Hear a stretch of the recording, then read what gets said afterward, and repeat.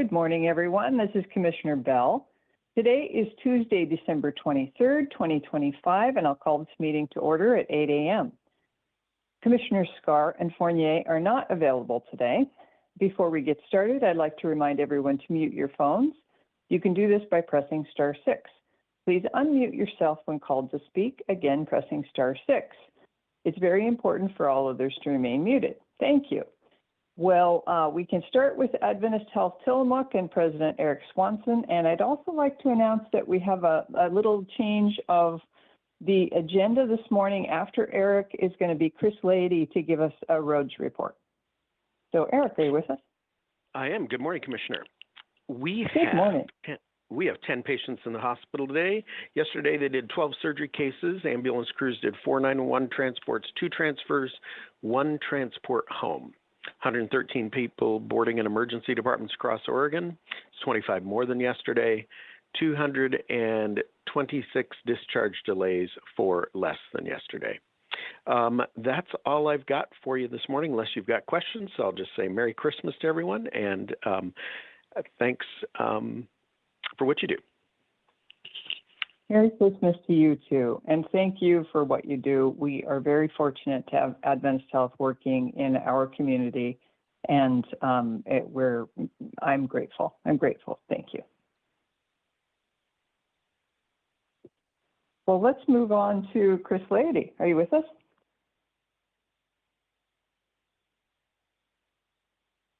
Oh, maybe he's not online yet. Hello? There we go. Good morning. It's been a busy couple weeks. We do run 2 crews. Currently today we have the people that are taking care of the roads from Highway 6 to the north is 6 people, including a foreman, and the road crew that takes care of all the roads from Highway 6 south is 5 people, including a foreman. I think they did a fabulous job. We had guys working, extended hours overnight in one particular situation. We had one bridge that we had to shut down where we repaired on the backside of the bridge so that we did not lose the road. We have your typical storm event with flooding everywhere. Wilson River Loop is the east-west section that is closed. We did have an engineer looking at that yesterday, looking at a longer-term fix.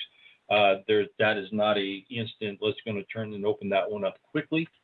That one's going to be for a while yet to get that road opened back up in the middle. So it is available for local access, but local access only. It's not a through road. The biggest one that happened in order to Trask River Road, that was a very, very large slide at milepost 5. In order to do that, our crews literally moved a mountain. We merged the 2 crews together and still trying to take care of the other things that we had going on. So we were able to work really hard around the clock trying to get that opened up as much as we could. We ended up getting to, get a lane open. This morning, we do have a crew going back up, and we do have some trees that are overhanging the road. So there'll be some partial closures as we drop those trees so that we try to minimize the impact. Tomorrow morning, we have a contractor coming in and do try to get this opened up to 2 lanes.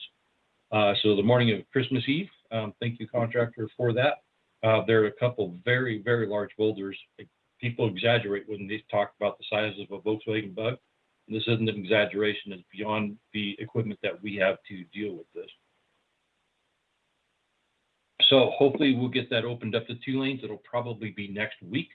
We still anticipate some slides, minor slides that come down, continual dribbling on that. The fix to that is really laying that slope back so it can stand on its own and putting down some jute match, which is like burlap sack. And then, getting some seeds up there to try to reestablish roots. So that is a longer process, but our initial focus is to get these things open so people, at least with 1 lane, it's going to be probably a month by the time we clean everything up.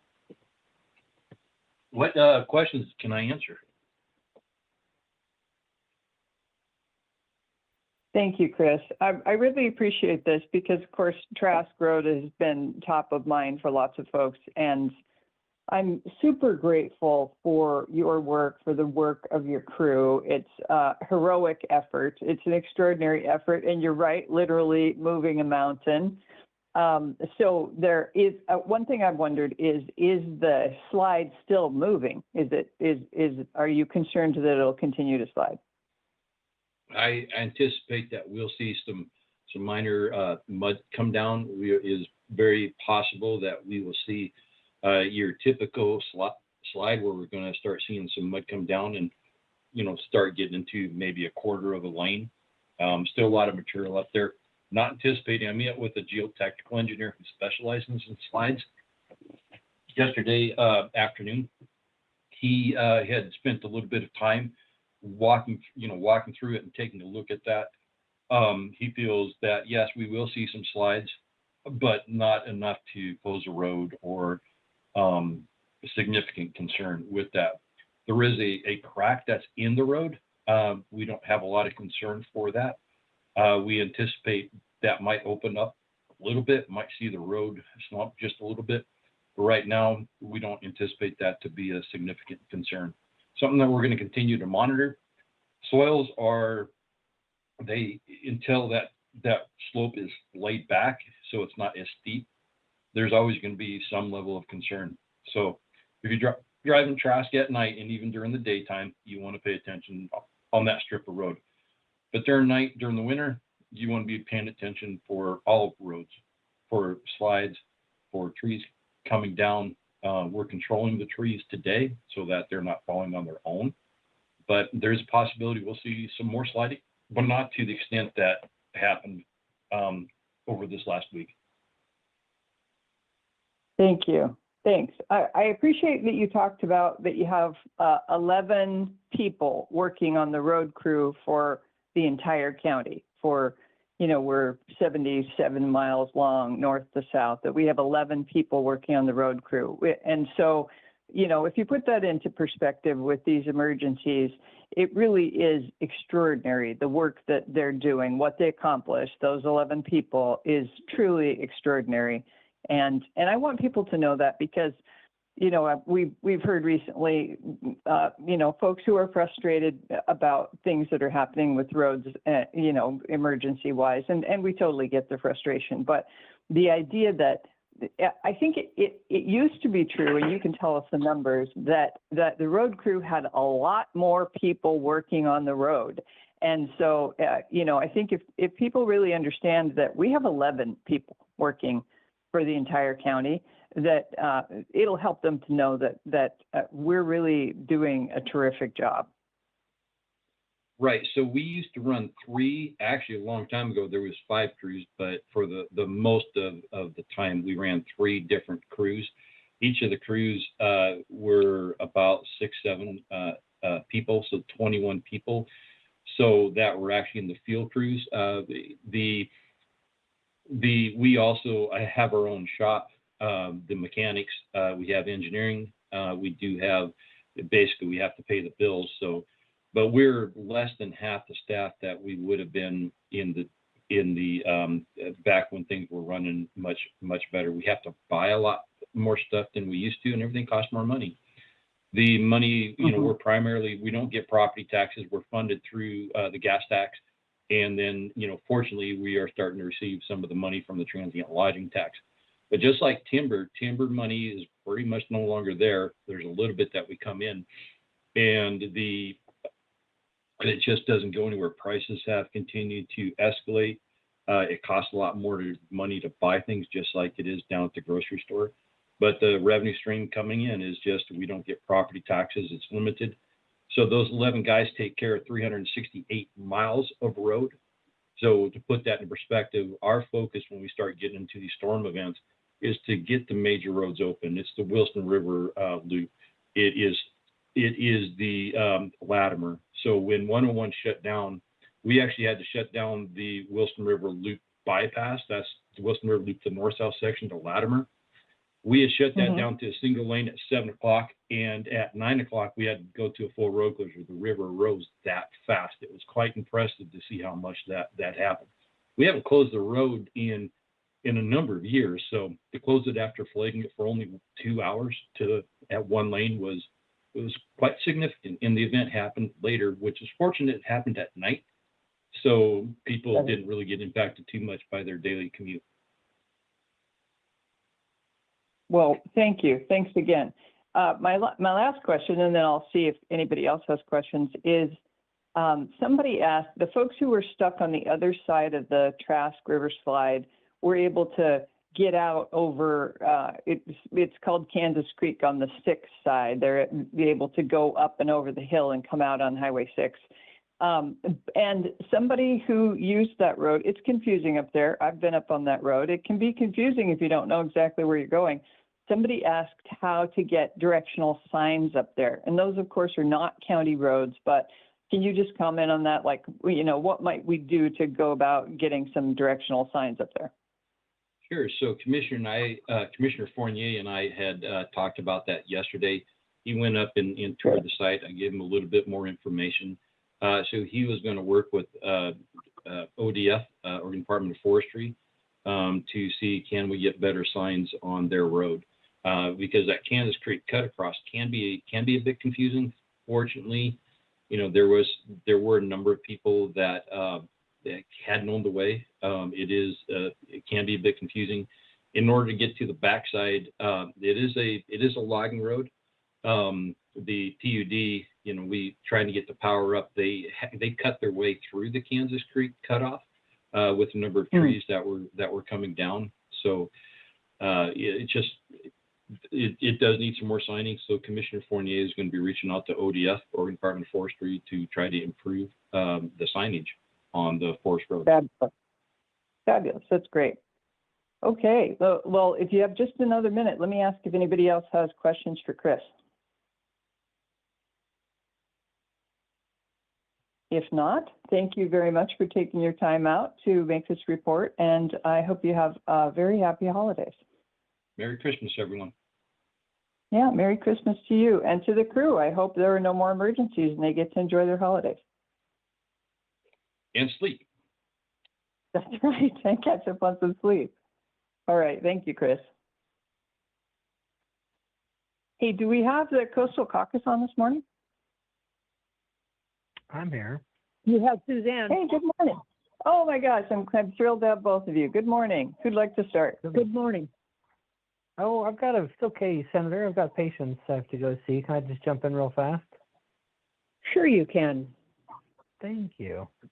Well, good to be here. Good to hear your voice, Commissioner and Senator, and wanted to say thanks to Chris, Lady, and the county crews who've been just working so hard. I went up the Trask River Road a couple times and saw the crews up there working hard and the heroic efforts they were making. And I know that was just one incident that they worked on. There were multiple across the county, and I just can't say enough good about all that they did, and their families who I know have made huge sacrifices over the last couple of weeks as these crews have worked around the clock. And I hear, what Chris is saying. It's true. We're just haven't funded our roads department fully funded for a long time, and to see that we've cut back from 30 to 40 employees for 400 miles of road almost down to 11 is asking a lot, especially during these events. And so thank you, and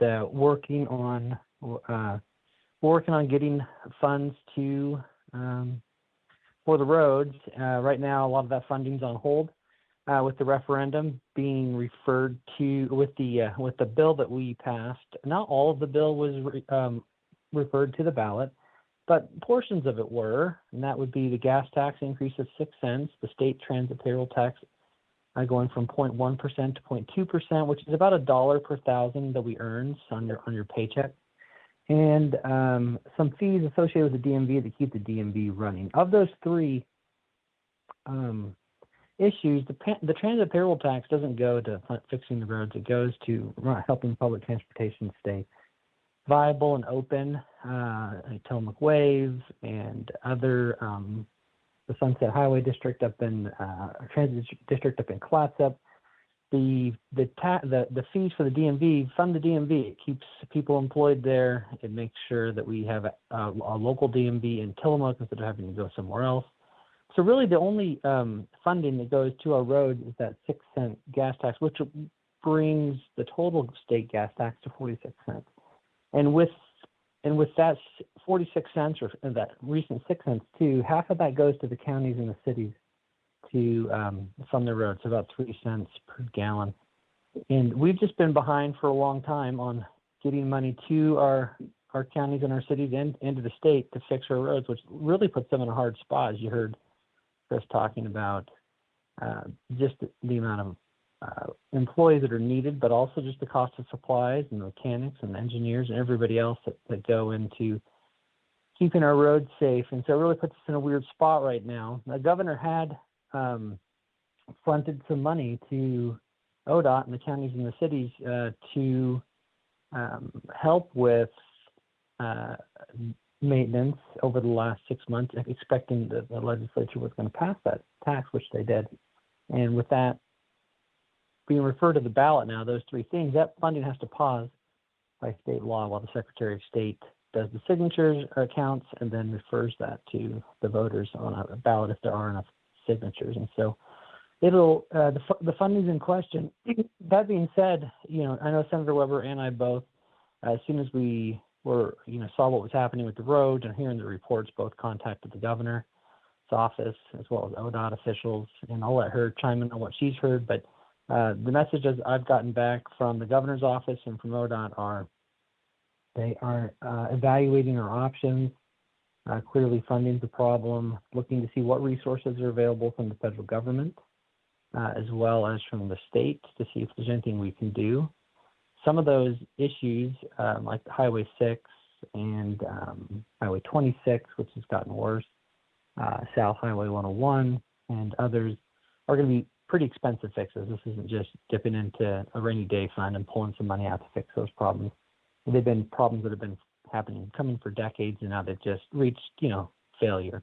I drove up Highway 6 to go over to the valley and got out and walked that split in the road, and it was just mind-boggling. I mean, a 4-foot drop in one section in the middle of the road. It's about 100, 150 feet long, and on the bank of the road, what I hadn't seen from other pictures and videos was just 10-foot deep fissure that runs right along the shoulder the whole way. It looks like it's about to split off too. And so I'm surprised, honestly, that the one lane is even open, but they've had a geotech engineer up there. They've had others up there saying it looks like it's safe to drive on. So they do have it open to one lane, gated.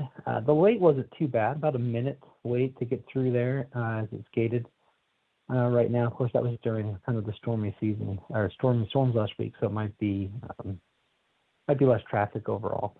So it's going to be a big repair. It will get fixed. I don't know when. Funding is going to be a big part of it. That'll probably be something that maybe even requires the state to borrow money, which has to go through the bonding process. There's a lot of options. We're just waiting to hear back from the governor. She's definitely concerned. She wanted to make sure that we're doing everything we can to keep us connected to the valley. And so I'll continue to follow up with her. I know Senator Weber will. Like I said, I'll let her weigh in on that. But that's probably the biggest concern locally right now in the last couple of weeks that I've been focused on. And so we'll continue to keep our staff and everybody else working on that and working with local officials, everyone from county commissioners to Chris, Lady, and the road crews, and everybody in between, the mayors who kept us informed and aware. It's just been awesome to see kind of a little bit of a preview what will happen if there's more events like this, or a Cascadia event, just how quickly we'll try to move to work with each other, and so we'll see what resources we can get for that. The other issue I wanted to bring up that will be coming, and it's also been in the news, but it's been coming for a little while here, and we'll see it kind of come to a head in a couple of weeks, are health insurance premiums, which for many people in our community will be increasing by sometimes double to triple to quadruple That's because subsidies from the federal government to help keep insurance premiums low for people who can't quite qualify for Medicaid, but also don't have insurance through their employer. We'll see those premiums jump. Some will see it go from $400 to $500 per month for a couple, up to over $2,000 a month, and that's going to have a huge impact on whether people can afford their insurance, and if they can't, they still won't be able to qualify for Medicaid. It will leave some people uninsured. The impact is going to be huge for them and severe, especially for our older and aging population, and for many others. The only way to really fix that at this point is for the federal government to extend those subsidies. So far, there doesn't seem to be any political will for that. There's not much the state can do to backfill that. So we are definitely bracing ourselves for how, what the impact will be. These people will, who will be losing their insurance or having their insurance go up, still need medical care, just like everybody else does. It's just going to be much more difficult to afford it or to get access to it, and so that's a problem that we should all be worried about for friends and neighbors, and we'll continue to update you on. I'll continue to update you on what those impacts will be. And then lastly, we have session coming up in about a month. Just trying to get everything ready for that. It's going to be a fast 6-week session, and the issues will be mostly around the budget. We're still short about $70 million, and that could increase or decrease depending on the revenue forecast that we'll get during session. If it increases, that means we will be making bigger cuts to the state budget. If it decreases, smaller cuts for this biennium, which is the next 2 years, which is good news. If it does increase, it will be smaller cuts. Now, the bad news is we anticipate that deficit, the amount of money that Oregon will be losing, will increase closer to $1 billion every or more per biennium, and that means more cuts. And so at a time where, to wrap this up, where we are short on funding for ODOT and the counties and the cities, primarily because we're buying less gasoline and because costs are going up. At the same time, we're also going to be short in the general fund on all sorts of different services, impacting everything from Medicaid and healthcare to mental health and education and public safety. And so the outlook for the next little while isn't great for government services. There's no specifics yet on what will be cut, and those will be determined during the short session. So as we get more clarity on that, I'll report back on what those will be and what the impact will be for our community. So for now, that's my report, but happy holidays to everybody else. And on a good note, it's a wonderful Christmas season, and looking forward to some family time, and hope everybody else is too. Thank you, Representative. Thanks for all of those things that you talked about. And of particular note to me was the increase in marketplace insurance premiums. I'm hearing from folks whose premiums will go up exponentially, who simply can't afford it. So they're anticipating that here in the next week or so, as of the first of the year, they just won't have health insurance. So these are people who are, my friends in particular, are working. They have multiple jobs, but their jobs don't offer health insurance. And I don't have the permission to share their names, but lots of people know them. They perform important community services. Lots of people like them, care about them, value them and their work. And they have been buying marketplace insurance for the years that it's been available. So their insurance premium will go up, if they could afford it, from $200, what they pay currently, to $2,040 a month. So 1,000%. So they'll just be uninsured because they can't pay it. So that's going to be happening. It is incredible, and it's going to be happening all over the community, that people who are currently insured and paying for their insurance are going to be uninsured. And the rippling effects on our community and people's health will be devastating. Yeah, it's that's $24,000 a year. That's the cost of a new Toyota Corolla every year that people will have to spend now on health insurance. And here's the thing: the health insurance won't improve. It doesn't change. There's no better access. And the other side of that coin is it still doesn't cover the cost of actually delivering the care. So hospitals aren't going to see their financial picture improve either. It's just passing the burden directly onto consumers, onto the insured who haven't seen a 1,000% increase in their income, and so it's unfortunate that politics are what is going to cause this, and it's going to have a real impact on real people. So it's heartbreaking to see. And it's frustrating to also to watch this happen and see that nobody's acting when it could be just extended. That this could be just extended while we continue to have this debate in Washington, D.C., but people shouldn't be the ones to pay the price. I agree. My other comment for you before you go is to encourage you to please encourage the governor to declare a state of emergency for this storm. I've heard that they haven't yet, and there's concern that maybe they won't because there wasn't widespread statewide damage, but there's so much damage here on the coast that it's really essential to us for a state of emergency to be declared for the state.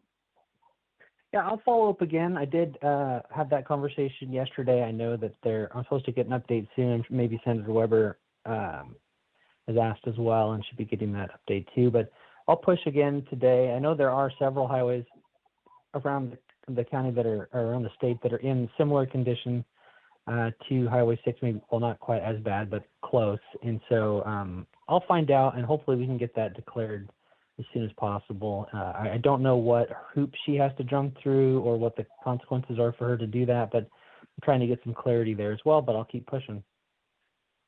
Thank you so much, and Merry Christmas. Yeah, thank you. Bye. Bye.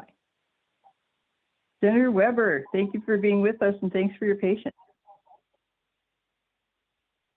Thank you. I think, Good morning. good morning.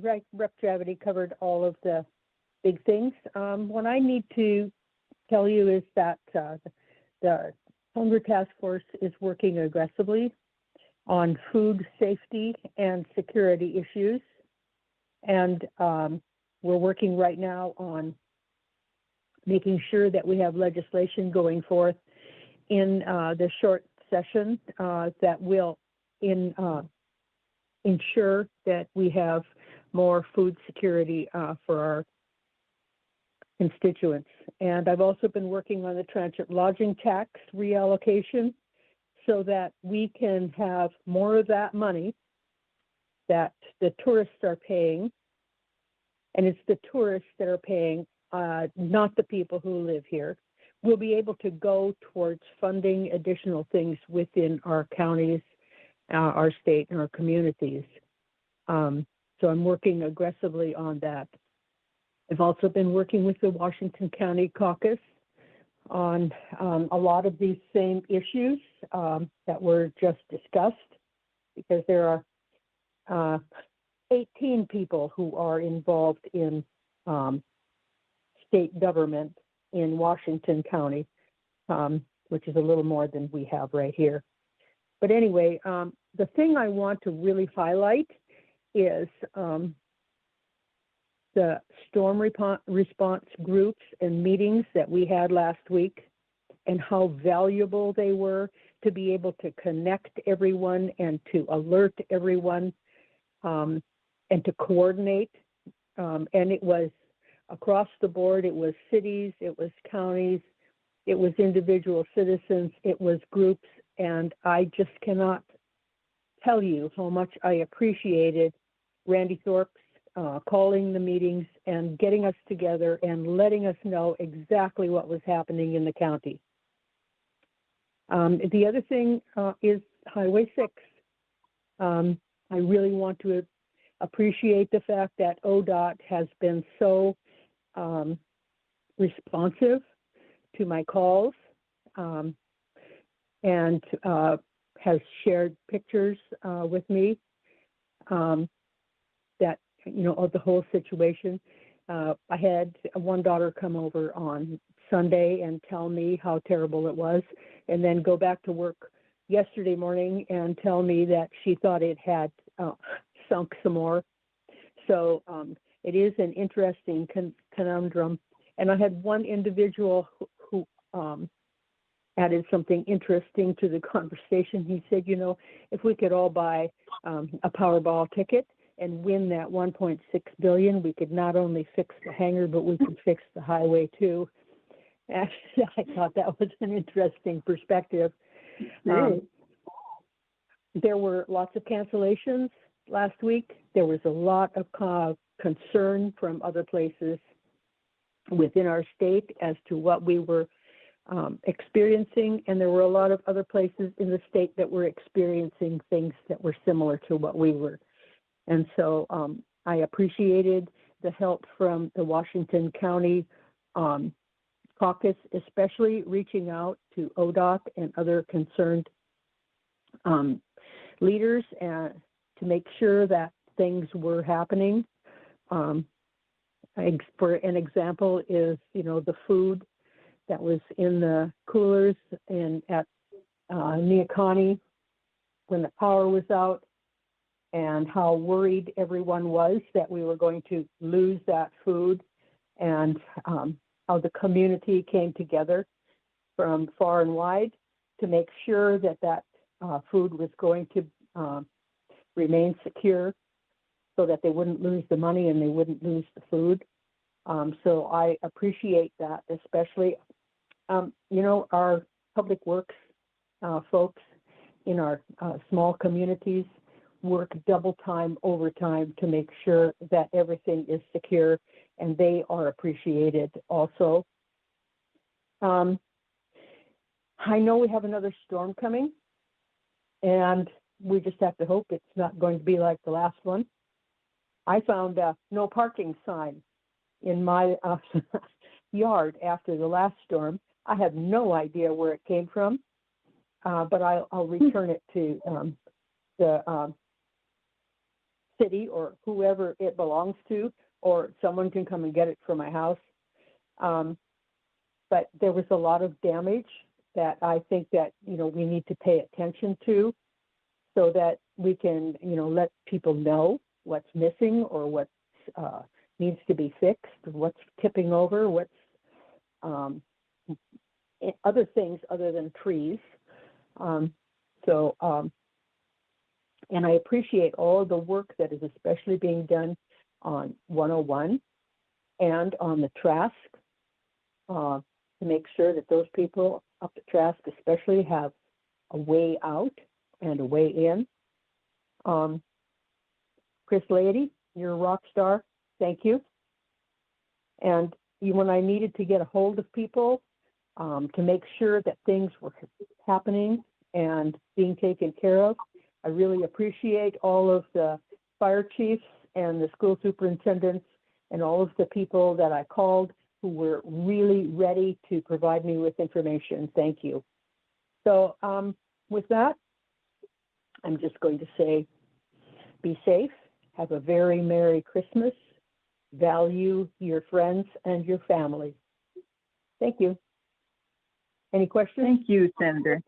Oh, thanks. Yes, you mentioned several things I'd like to comment on. One, thank you for working with the Hunger Task Force. Thank you for working on that in the short session, because it's so important and so concerning for our neighbors, because I'm sure some people know, but maybe not everybody knows that the funding for food banks is decreasing, and what people are getting in SNAP benefits is decreasing. So the resources for hungry people are decreasing while their need is increasing. And so we're headed into a time where more of our neighbors will be hungry for longer.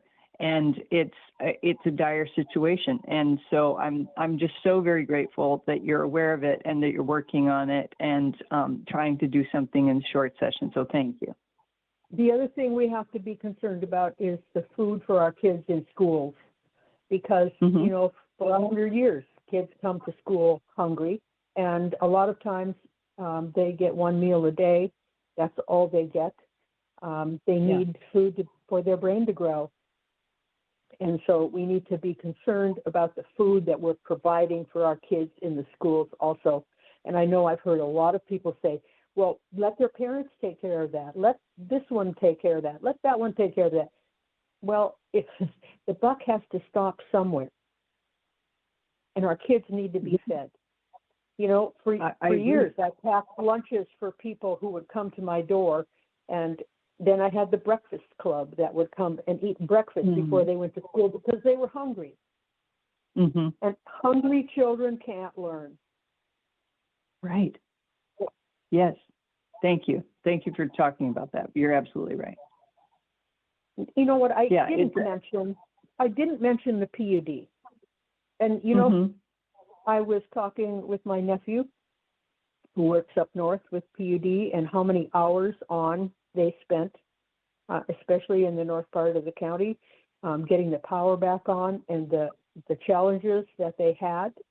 And then talking with the folks on up the coast in Warrenton and beyond and the issues that they had with their power.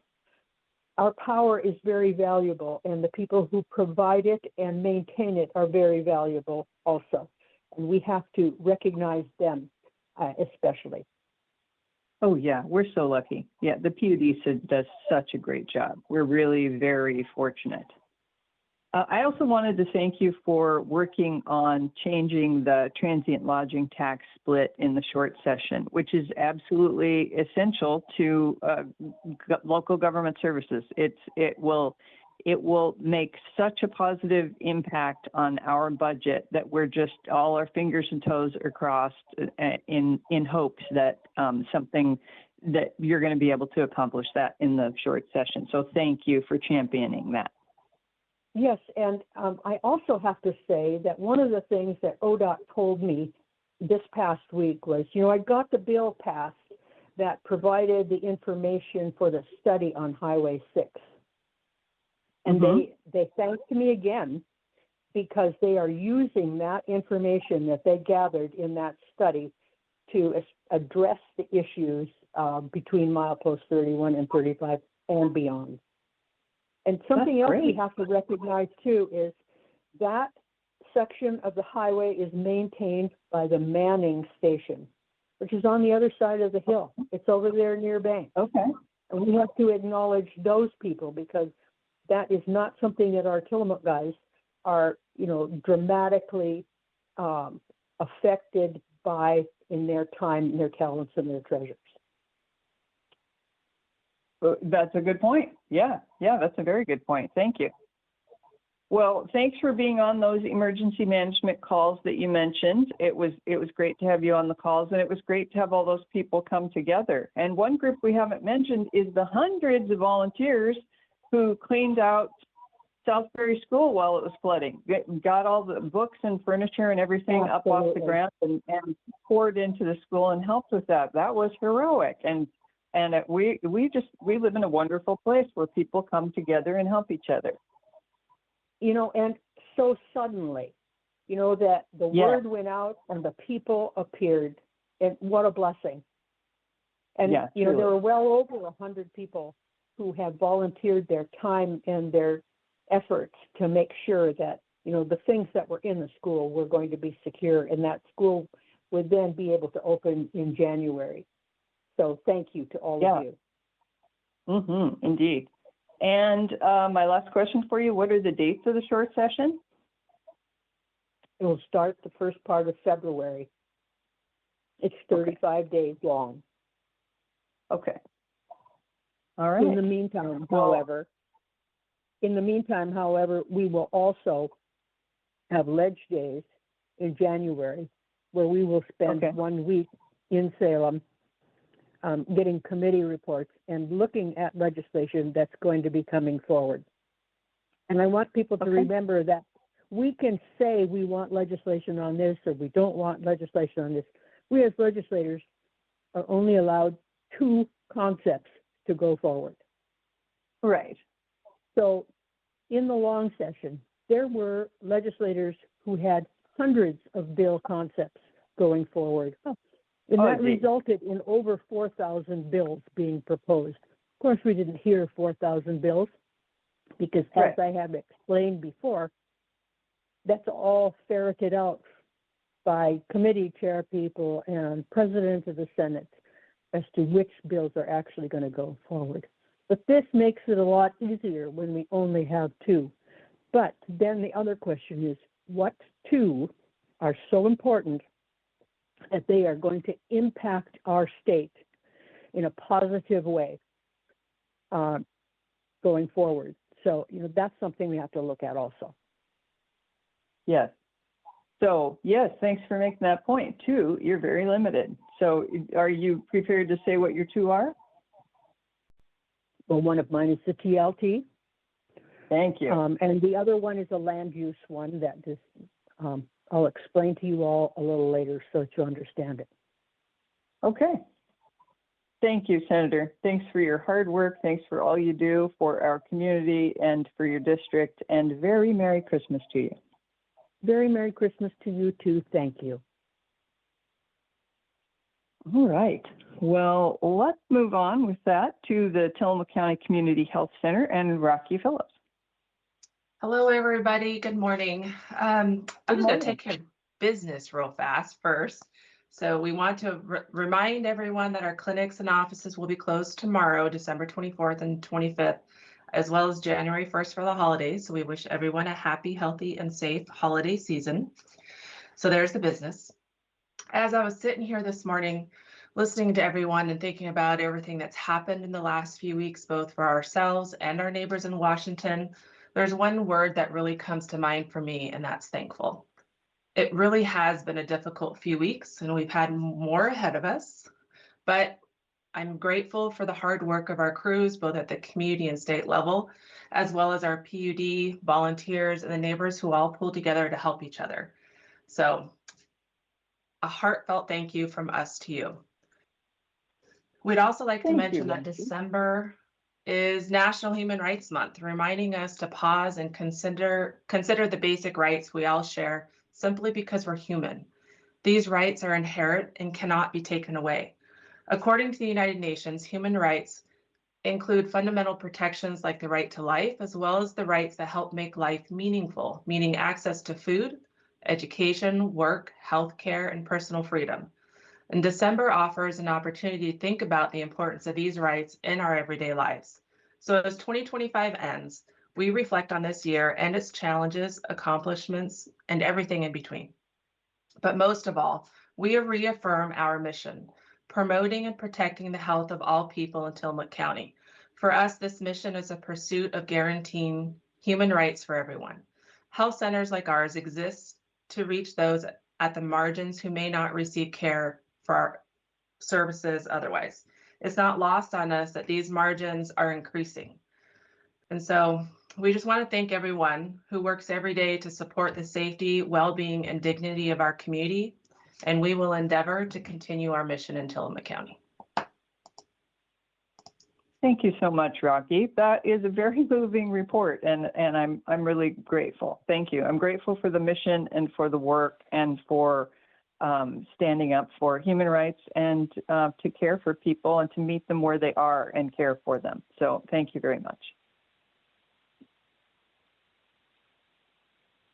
All right, let's move on to Nehalem Bay Health Center and Pharmacy. Yes, good morning. Good morning, Gail. Nehalem Bay Health Center. Good morning, everyone. At the Nehalem Bay Health Center and Pharmacy in Wheeler, our outreach team has been working with Food Roots in Tillamook on a grant that Food Roots received to provide meal kits with locally sourced food items to OHP members. And I think I also mentioned this last week. Well, today's the day. We are going to be helping distribute the meal kits. They include milk, ground beef, and various types of produce. And the Food Roots group will be using our community meeting room to separate out the produce, and they'll have the refrigerated van outside so we can help with distribution here in North County. And we're very excited to be partnering with Food Roots on this outreach event. And a little bit about our schedule for Wednesday. We're going to close early tomorrow on Christmas Eve. We'll also be closed on Thursday. That's Christmas Day. We'll be open on Friday. And a reminder that when we are open, our clinic hours are 8 to 6.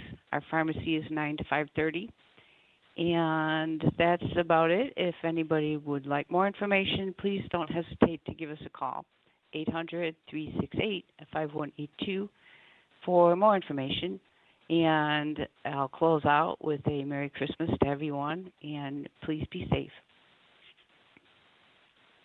Thank you, Gail. Merry Christmas to you too. And thanks for talking about the Food Roots meal kits for OHP recipients. That is just fabulous. It's such a great service and so timely and important. So thank you to your facility, to your organization, and also to Food Roots for partnering on that terrific project.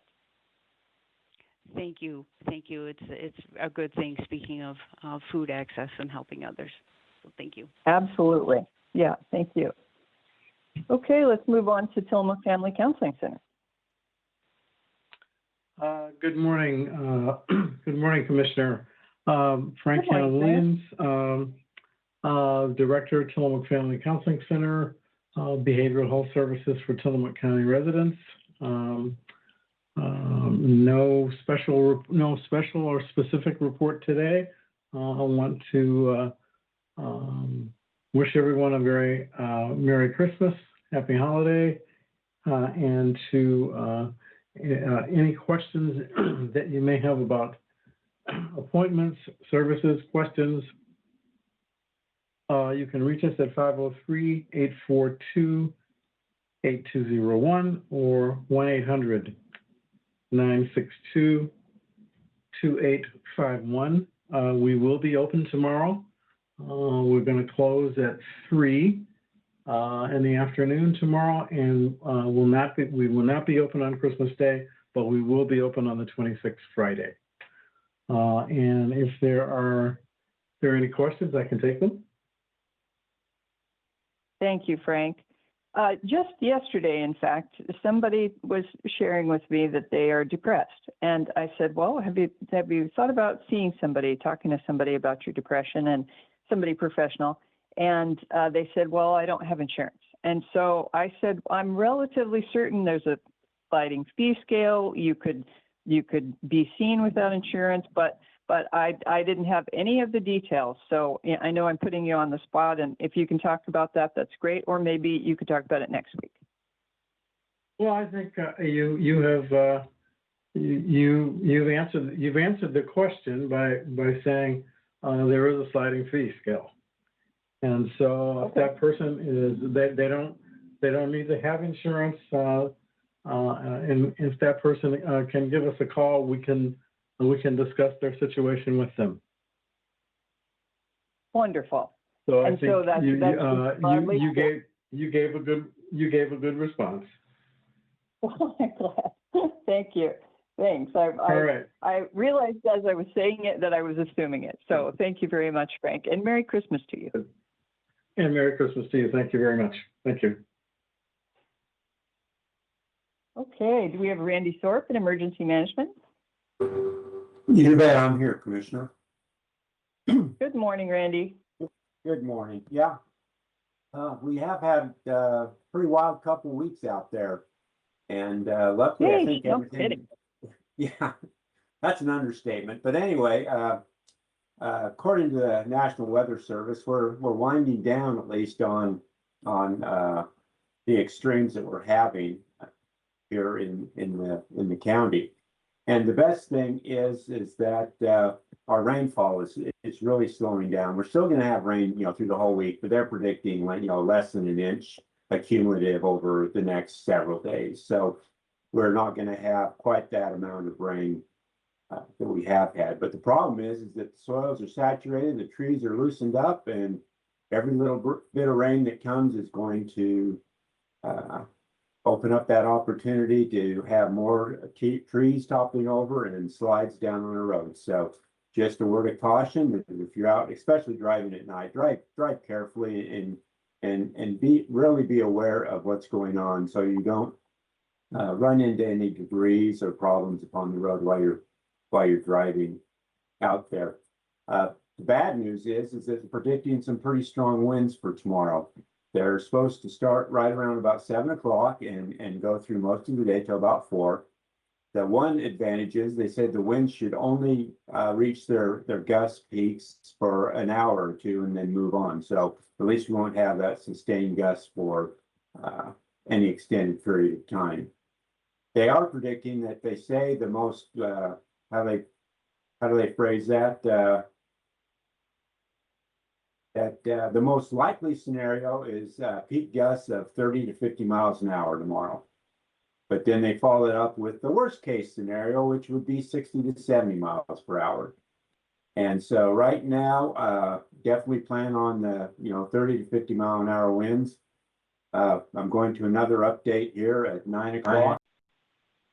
I need more updates on timing and a little bit more prediction on the wind gusts. But the reason why they're having trouble is that they look at several different models, and of course the models never agree with each other, and so they're just trying to pick the best model here for that type of prediction. The other thing too is a little bit about our damage. I've been in contact with the state, and right now we are completing the initial assessment damage reports that we need to send in to the state for the governor to look at. And so right now we're in the process of putting all the information into their forms that we need to do. They've had a estimated amount, but we now need to fill out some forms and be a little bit more specific on locations and our estimates that we've got. And we've gotten some pretty good estimates from quite a few of the contractors out there. And I'm pretty sure that the county has met their $200,000 threshold here. And so what the governor's looking at is to make sure that the different counties reach that threshold, and then she'll make her decision and see how many counties would be included within a state declaration that she would put out. And she usually identifies particular counties that are included in that. So like I say, we'll get all that information in there, and the only silver lining of that is that I think Tillamook County's got enough damage that will definitely help the state meet their goals of 7 to 8 million of their threshold. So like I say, we're yeah, I have to say, I think we may even meet it just in this county alone. Here. So so we're, like I say, and Yeah, and then if you, sorry, go ahead. then the biggest problem that we have with these estimates is that every day there's more damage being occurred. It's like the erosion on the Wilson River Loop.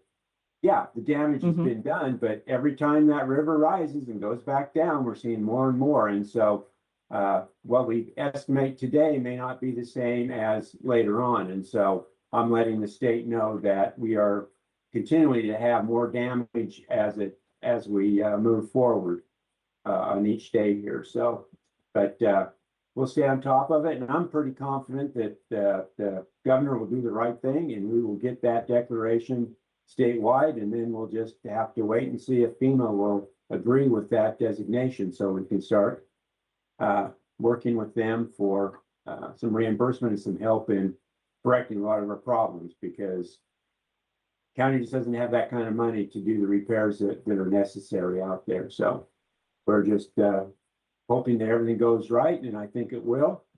And again, just be careful if you're out and about with the roads, because slides could happen at any time now on any of the roads that we have.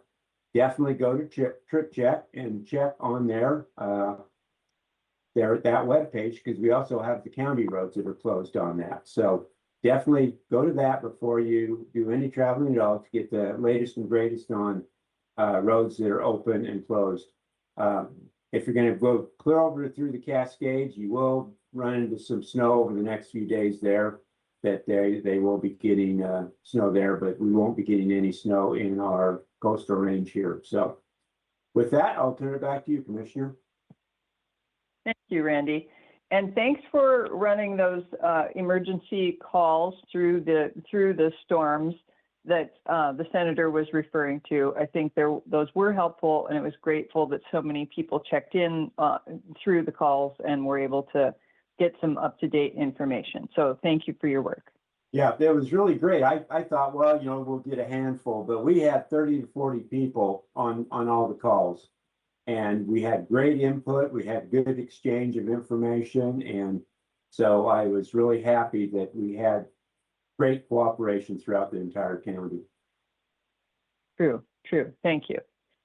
Okay, well, with that, let's move on to the cities, and we'll start with Manzanita.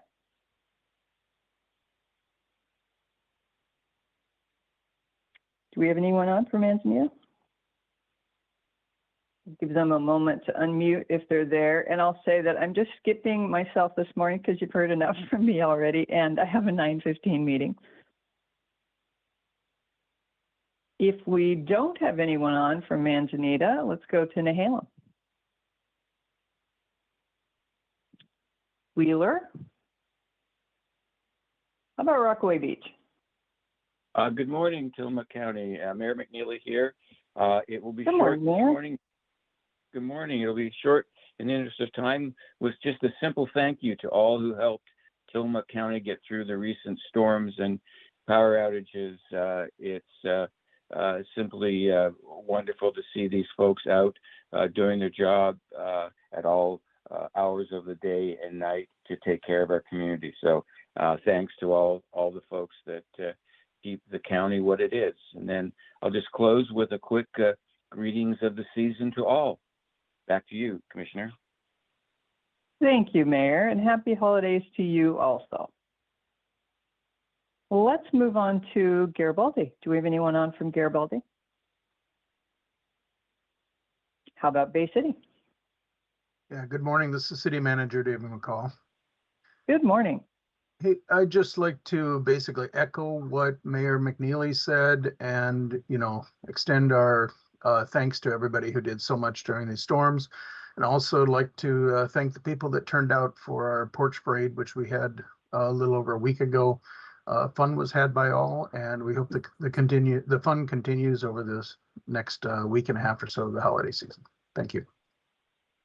Thank you. Yeah, happy holidays to you and everyone in Bay City. Let's move on to Tillamook.